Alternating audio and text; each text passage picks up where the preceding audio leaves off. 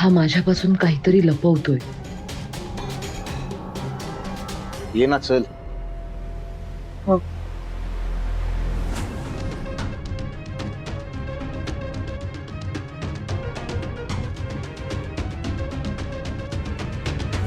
स्वानंदी, किती वेळ झाला मेसेज करून? बराच वेळ झालाय अगं. जेसी, काही रिप्लाय आला का? तो नंबर बरोबर होता ना त्याचा? अगं रिप्लाय नाही आलाय अजून, पण मेसेज डिलिव्हर झालाय आणि सीन सुद्धा केलाय त्यांनी. रिप्लाय का नाही केला अजून? स्वानंदी अगं, तो गोविंद मास्टर माइंड आहे. आपल्यालाच किती दिवस झाला त्याने रिस्पॉन्ड नाही केलं. एक मिनिट, मला वाटतं हे सगळं खूप रिस्की आहे. तुम्ही कशालाही रिस्क घेताय? नाही म्हणजे उद्या त्या गोविंदला किंवा सरपोतदारांना कळलं ना की ह्याचा शोध तुम्ही घेताय तर तुमच्या जीवावर सुद्धा उठतील. कळतंय का स्वानंदी? एक मुलगी गमावली मी, आता आणखी नाही सण होणार माझे. हे सगळं थांबवा बस. मॅडम तुमची काळजी कळते मला, पण स्वातीचा बळी गेला कारण ती एकटी होती. तिने जर तुमच्याशी किंवा स्वानंदीशी, जेसी बरोबर तिचे सगळे प्रॉब्लेम शेअर केले असते ना, तर कदाचित तुम्ही तिला वेगळा मार्ग दाखवला असता आणि आज ती आपल्यात असती. पण आम्ही तिघी आहोत आणि एकत्र आहोत. मॅडम तुम्ही नका काळजी करू. जेसी, काही रिप्लाय आला का?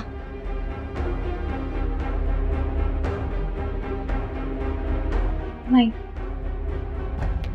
काहीच रिप्लाय नाही आला. रिप्लाय आला नाही म्हणजे तो नक्की घाबरला असणार. त्याला काही सुचत नसेल की काय रिॲक्ट करावं. तो खूप कन्फ्यूज झाला असेल, म्हणून तो रिप्लाय करायला एवढा वेळ घेत असणार. आणि तसं असेल तर तो सुजित सरांना भेटायला नक्की जाईल. बरोबर.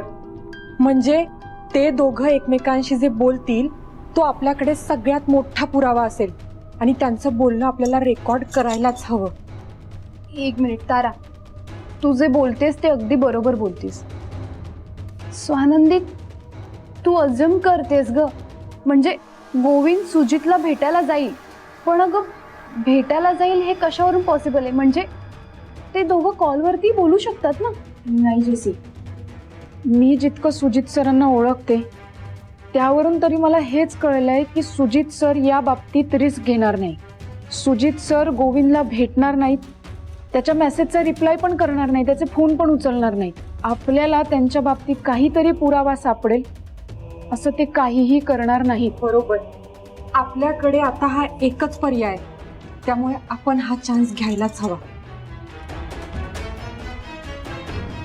Let's do it. एक मिनिट, एवढी घाई करायची गरज नाहीये. एवढ्या रात्रीच्या मुलींनी बाहेर नाही पडायचं. उद्या सकाळी विचार करू या गोष्टीवर, ठीक आहे? मॅडम, म्हणजे आजच गोविंद सुजित सरांना भेटायला गेला तर आजच रात्री पुरावे सापडतील. त्यामुळे तिथे जाणं लई गरजेचं आहे. प्लीज प्लीज आम्हाला जाऊ द्या. हो मॅम, आणि प्लीज तुम्ही आमची काळजी नका करू. आम्ही तिघी आहोत एकमेकींसोबत. तुम्ही तुमची काळजी घ्या. जातो आम्ही आता. चल. किती वेळा सांगायचं? बाहेर जाताना येतो म्हणायचं. येतो आम्ही.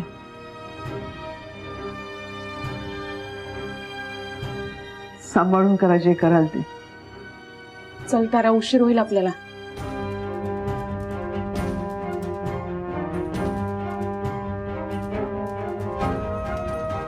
माझ्या पोरीनं सांभाळ.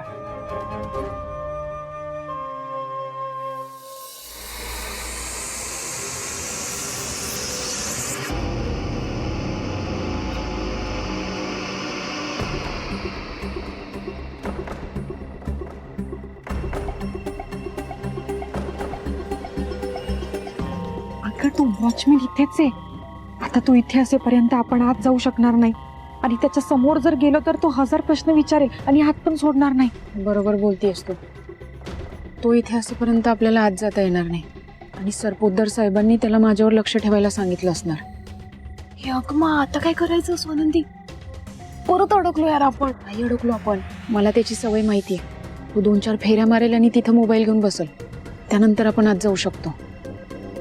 पण आता आपल्याला वाट बघावी लागेल.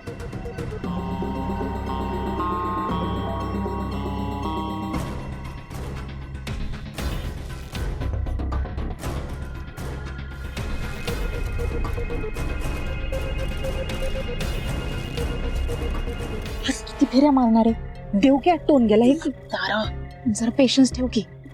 अगं बसेल तो थोड्या वेळात.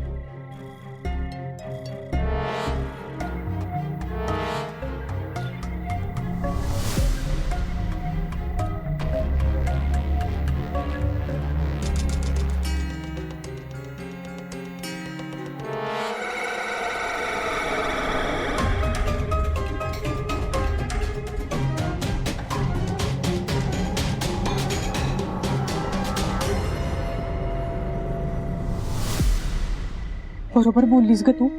बसलंय ते टोन ग. ए आता आपण तिघींनी आतमध्ये जाऊया. नको नको नको तिघींनी नको. तुम्हाला कोणी पाहिलं तर लई प्रॉब्लेम होईल. मी एकटी आत जाते, तुम्ही इथेच थांबा. स्वानंदी ऐक, आता सगळं काही तुझ्यावर आहे. तो गोविंद जर इथे आला तर त्याचं आणि सुजितचं बोलणं काही करून रेकॉर्ड करायलाच हवं. होय मी करते रेकॉर्ड. तुम्ही अजिबात काळजी करू नका, पण तुम्ही इथेच थांबा. तू आरामात जा, काळजी घे. हो ही बॅग धर. मी आलेच.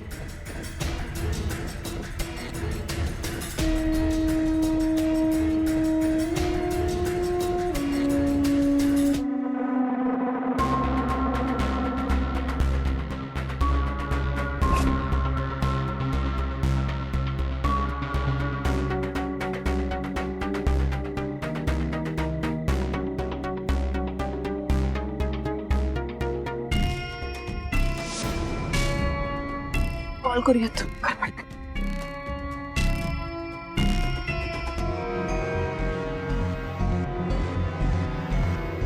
हॅलो जेसी. हां हॅलो. मी बंगल्याच्या मेन एंट्रन्सला आहे. तुम्ही तिथंच थांबा, कुठं बी जाऊ नका. हा ओके स्वानंदी. आम्ही इकडे थांबतो. इकडे कोणी आलं तर तुला कळवतो. तू सुजितवर लक्ष ठेवा. हो हो. तारा सॉरी अगं, या सगळ्यांमध्ये तू उगाच ओढली जातीयस. अगं असं काय बोलतेस? तू नाही का केलीस मला मदत, मग तुझी मदत करणं माझी जबाबदारी नाही का? कोणतरी आलं. स्वानंदी कोणीतरी माणूस आला इकडे बाईकवर. काय सांगतेस?